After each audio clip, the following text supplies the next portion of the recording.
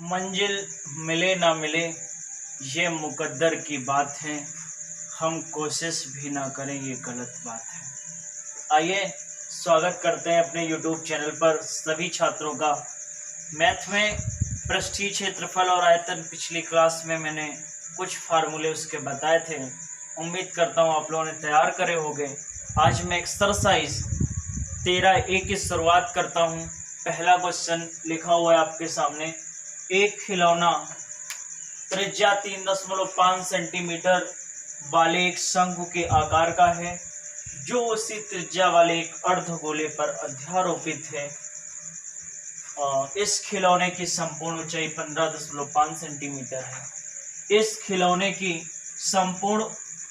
संपूर्ण पृष्ठीय क्षेत्रफल ज्ञात कीजिए। इस खिलौने का संपूर्ण पृष्ठीय क्षेत्रफल ज्ञात करना है।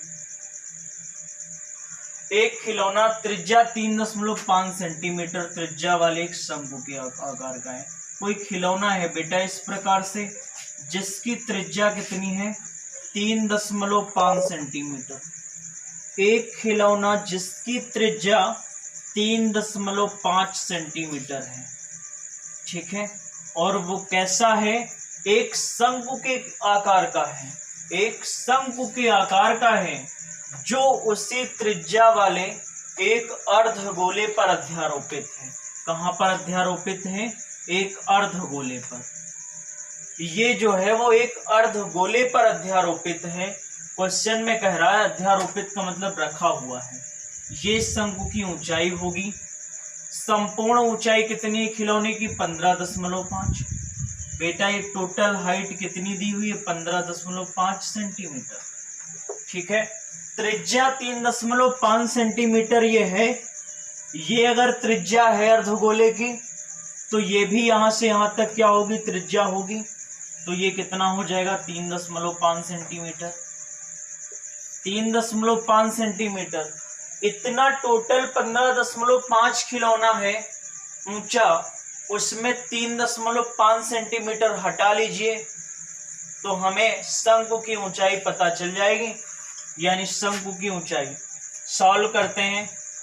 त्रिज्या बराबर यानी r बराबर 3.5 सेंटीमीटर दिया हुआ है।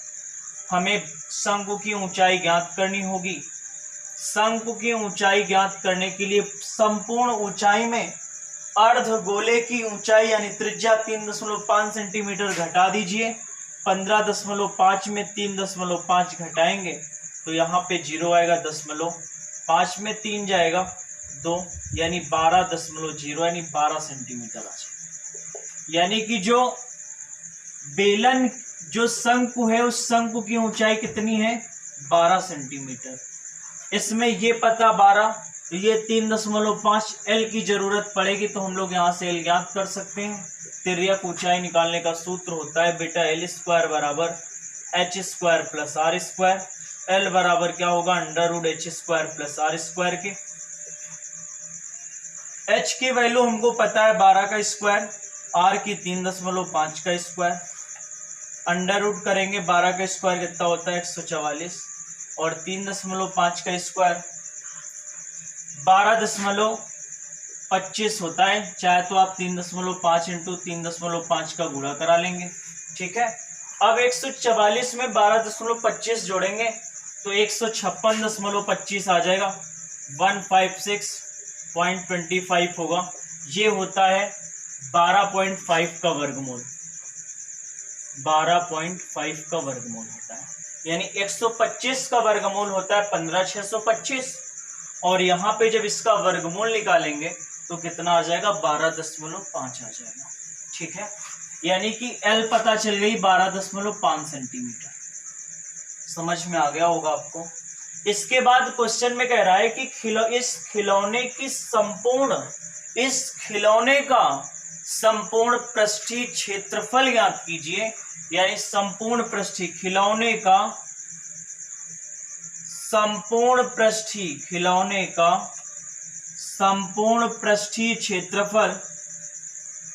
पृष्ठीय क्षेत्रफल पूछ रहा है क्वेश्चन में। बेटा इस सवाल में अगर हम लोग शंकु के वक्र पृष्ठ को और अर्धगोले के वक्र पृष्ठ को दोनों को ऐड कर दें तो मुझे पता चल जाएगा कि खिलौने का संपूर्ण पृष्ठीय क्षेत्रफल क्या होगा। यानी कि यहाँ पे क्या होगा, शंकु का वक्र पृष्ठ, शंकु का वक्र पृष्ठ प्लस अर्धगोले का वक्र पृष्ठ, अर्धगोले का वक्र पृष्ठ, दोनों के वक्र पृष्ठों को जोड़ दें तो मुझे ये पता चल जाएगा कि खिलौने का संपूर्ण पृष्ठीय क्षेत्रफल क्या होता है।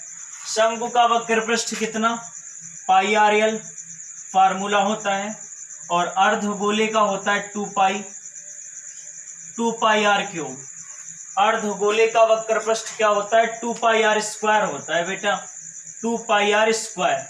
दोनों से कॉमन क्या मिल जाएगा, पाई कॉमन, दोनों से पाई कॉमन ले लो, आर स्क्वायर, एक आर कॉमन मिल जाएगा तो कितना आ जाएगा, l plus pi r common चला गया तो एल प्लस कितना आएगा, 2r आ जाएगा। वैल्यू रखो, पाई की वैल्यू कितनी, 22/7।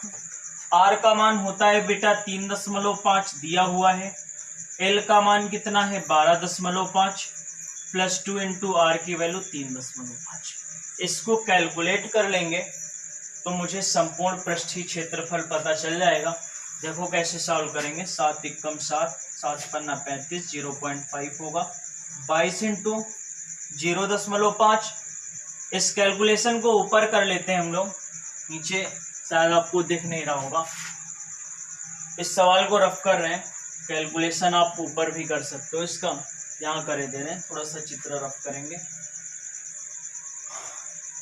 7 से करेंगे, 7 कितना आ जाएगा, 7 पन्ना 35, 0.5, 12.5 ये लिखा हुआ है, ये कितना आएगा 22 इंटू 0.5, और 12.5 को ऐसे लिखेंगे, प्लस इसका गुणा कराएंगे 3.5 का, 7 2 में तो 7.0 आएगा, 7.07 होगा।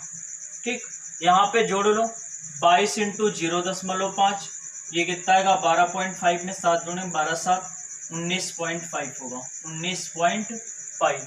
यहाँ से दशमलव हटाएंगे, नीचे कितना आएगा 1 0, ये दशमलव हटाओगे एक और 0 हो जाएगा, 100 हो जाएगा। 5 से काट लो, 5 एकम 5, 5 दूनी 10, 20 आएगा। फिर 2 से काट लो, ये 10 आएगा, और ये कितना आ जाएगा 11 आ जाएगा। 195 का 11 से गुणा करा लो, 195 और इंटू कितना होगा 11, और पॉन में कितना आएगा 10। 11 से गुणा होगा, 11 पीछे 55 के 5, 11 9 या 99, और 99 5 जोड़ेंगे कितना आएगा 104, यानी 4 आएगा, 10 हासिल होगा। 11 10 कितना हो जाएगा 21, और ये कितना हो जाएगा 21, अपॉन में कितना आ जाएगा 10 से डिवाइड करा देंगे। ठीक, 10 से बेटा डिवाइड नहीं करते हैं, कितना आ जाएगा 214.5, और ये क्षेत्रफल है तो कितना हो जाएगा वर्ग सेंटीमीटर, वर्ग सेंटीमीटर ये इस सवाल का आंसर होगा। ठीक है, अगला